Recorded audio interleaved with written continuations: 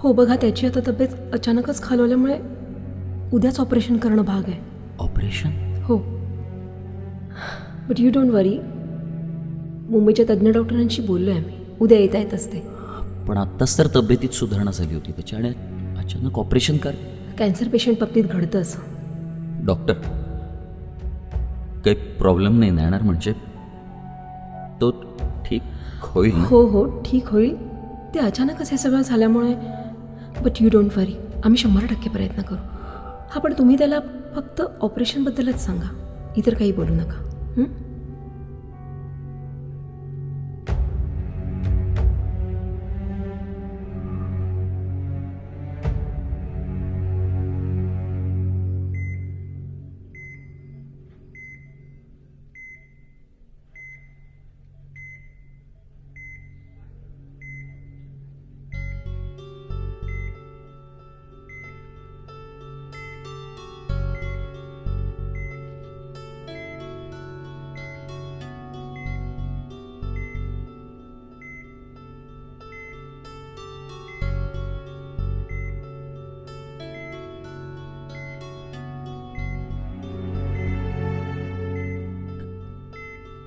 काही नाही रे, टेन्शन घेण्यासारखं काहीच नाही.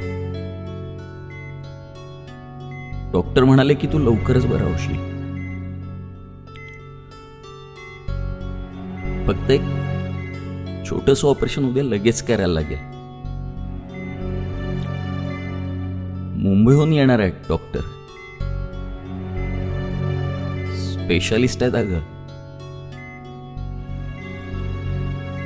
बस एक शेवटचं ऑपरेशन की मग झालं. मग सगळं ठीक होईल बघ. तू चालायला लागशील, परत कॉलेजला जायला लागेल. हा सगळं ठीक होणार आहे आता.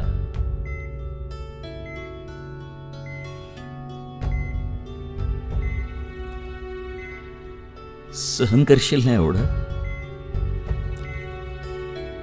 एकच ऑपरेशन आहे.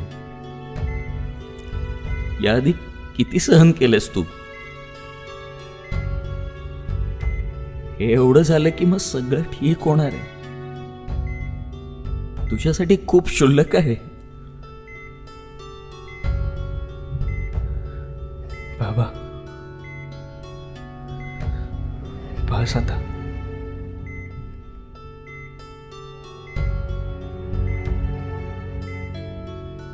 मला नाही करायचं ऑपरेशन.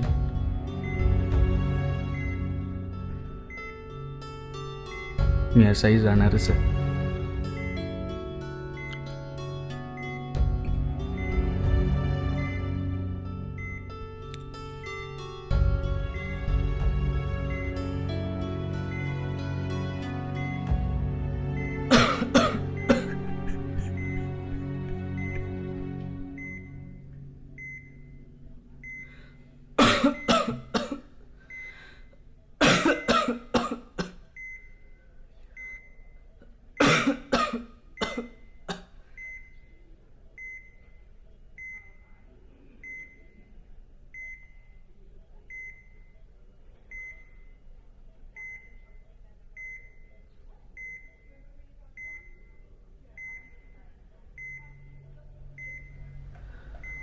आई,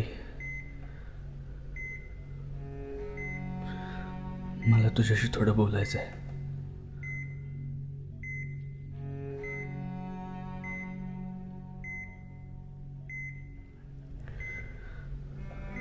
तू खूप सेवा केलीस माझी. खूप झिजलीस माझ्यासाठी.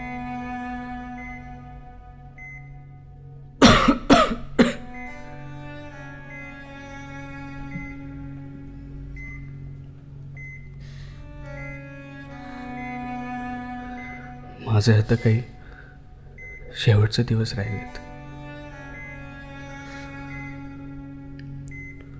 आपल्या सगळ्यांनाच माहिती आहे.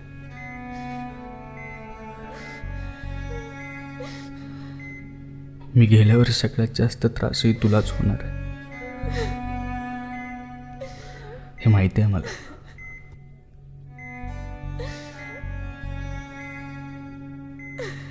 म्हणूनच मी तुला काही गोष्टी सांगणार आहे.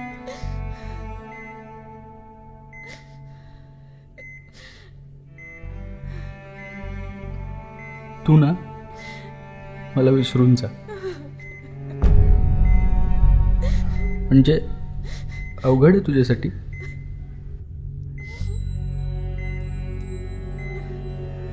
पण माझ्या आठवणीत जगत बसू नको.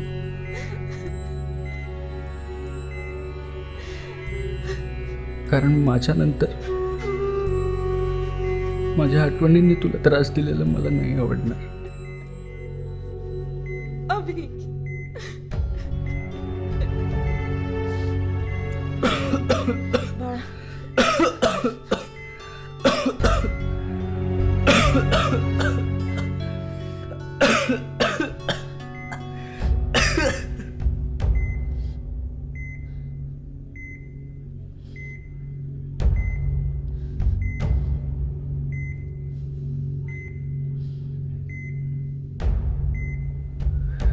तू मला जन्म दिलास,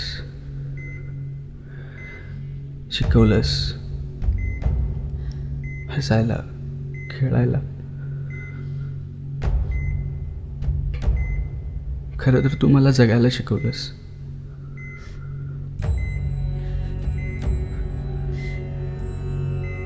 आणि सगळ्यात महत्त्वाचं म्हणजे तू मला हारणं स्वीकारायला शिकवलंस. म्हणून माझ्या नशिबाने माझ्या डोळ्यात अश्रू जर दिले असले ना, तरी ओठांवरचं हसू तू दिलंस मला.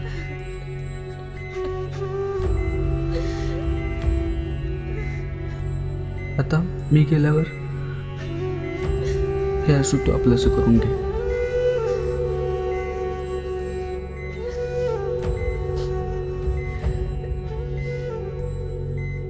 बाबा, अण्णांच्या टपरीवर जायचं राहिलंच.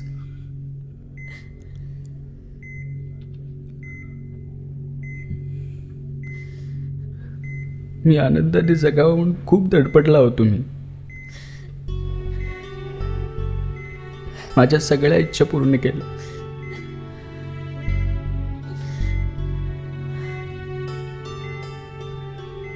आता एक शेवटची इच्छा पूर्ण करा. मी गेल्यावर मला विसरून आनंदाने जगा. अभि,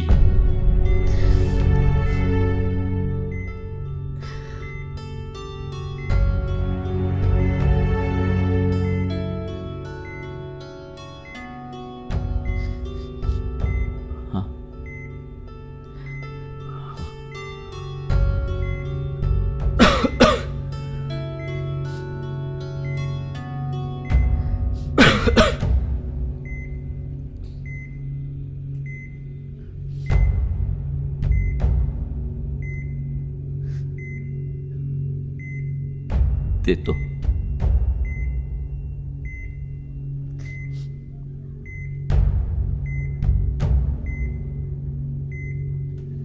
मी झोपतो आता. मी झोपतो.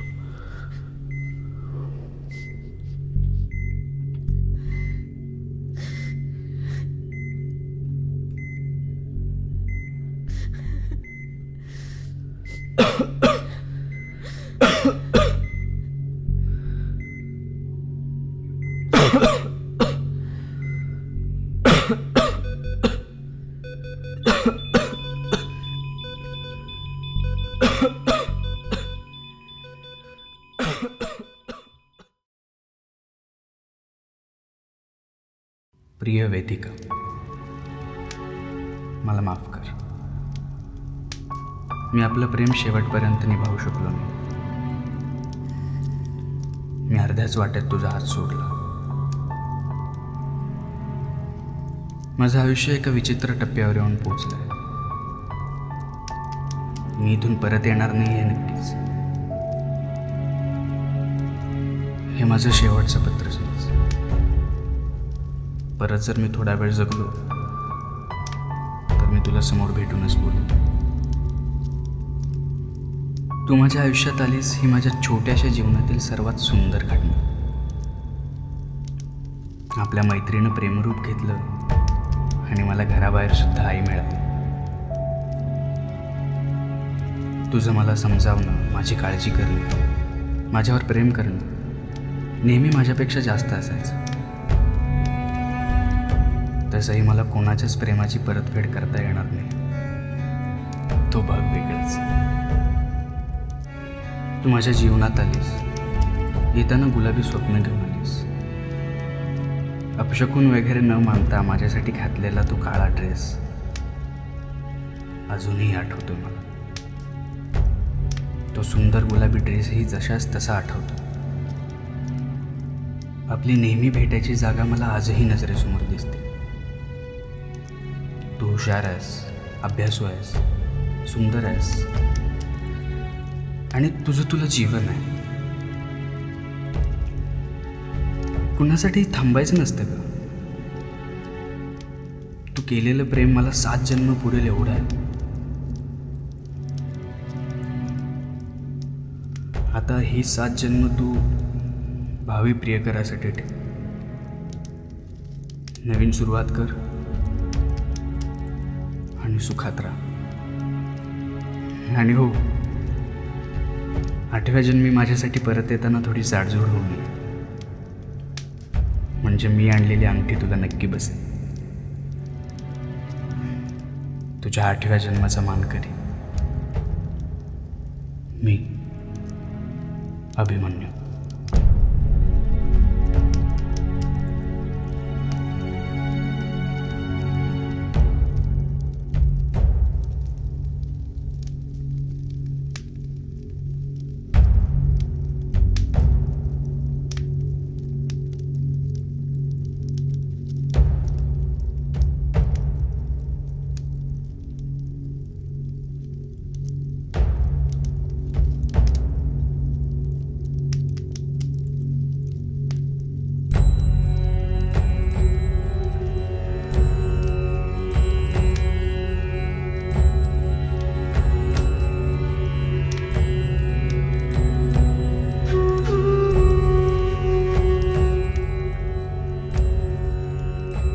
तुझ्यासाठी नाही आहे